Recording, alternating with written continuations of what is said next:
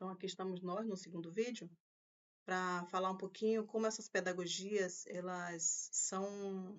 acontecem no cotidiano, né? Na nossa escola, por exemplo, a gente tenta o tempo todo estar ouvindo os mais velhos, os anciãos, para que a gente possa estar construindo o nosso currículo de acordo com o que diz os princípios do movimento indígena. Então, entre esses princípios, nós temos o princípio da interculturalidade, que é o diálogo entre outras culturas. Então, culturas que a gente, né, fala sobre outras culturas indígenas, outras culturas também de outros povos. E porque esse conhecimento nosso ele não pode ficar somente dentro da aldeia. Então, ele tem que ser um conhecimento que ele vai dialogar com outras culturas mesmo, assim, sabe? No sentido de construção do sujeito. Então, nós defendemos a identidade cultural, a identidade individual e coletiva, mas para que esse sujeito se construa, ele precisa estar se relacionando com outras pessoas, né, com outras culturas. Até porque são cobrados também no Enem, né, nos concursos, por aí. E essa pessoa tem que estar preparada para isso. Então, eu sou tupinambá, eu sou indígena do povo Tuxá, do povo Pataxó, mas eu me reconheço como indígena, mas eu preciso também conhecer outras culturas. Então, a pedagogia indígena, ela também tem esse princípio, né, da interculturalidade, o diálogo com outras culturas.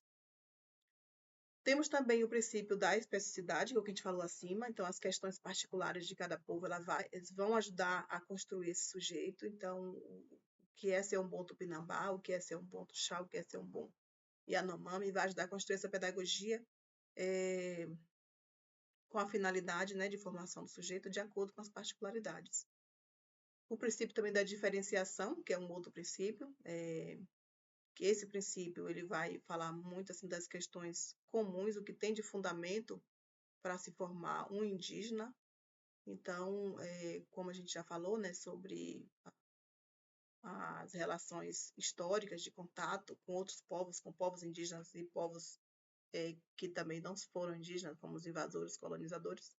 Então, essa relação toda de contato, né, as características geográficas, históricas, tudo isso vai ajudar a formar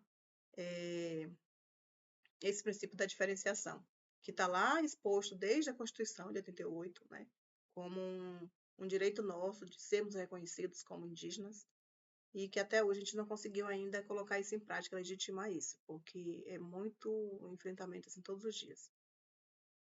E o princípio também do plurilinguismo, do bilinguismo, multilinguismo, né, de acordo com cada povo, porque tem povos que falam a língua materna, que alfabetizam as crianças na língua materna.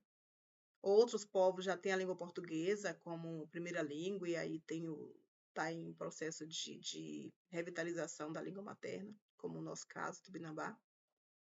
E outros povos também que vivem nas fronteiras, que além de ter que falar português, né, falam a língua do outro país e ainda falam a língua materna. Então, existe essa diversidade toda aí em relação às línguas. E todos esses princípios, né, que a gente tem como os princípios das pedagogias indígenas, que são defendidos pelo movimento lá desde muito tempo, né, que a gente nunca teve passivo, como diz a história.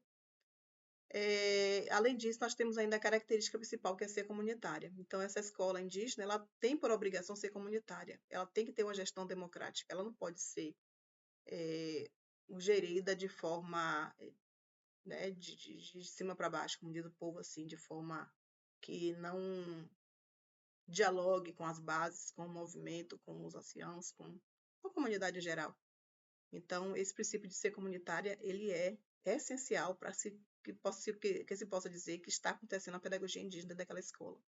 Então, agora, já falando já especificamente da escola. Então, a gente precisa que esse diálogo ele aconteça, né, para que a gente diga que a escola é indígena, porque, de outra forma, seria uma escola do Estado dentro da aldeia.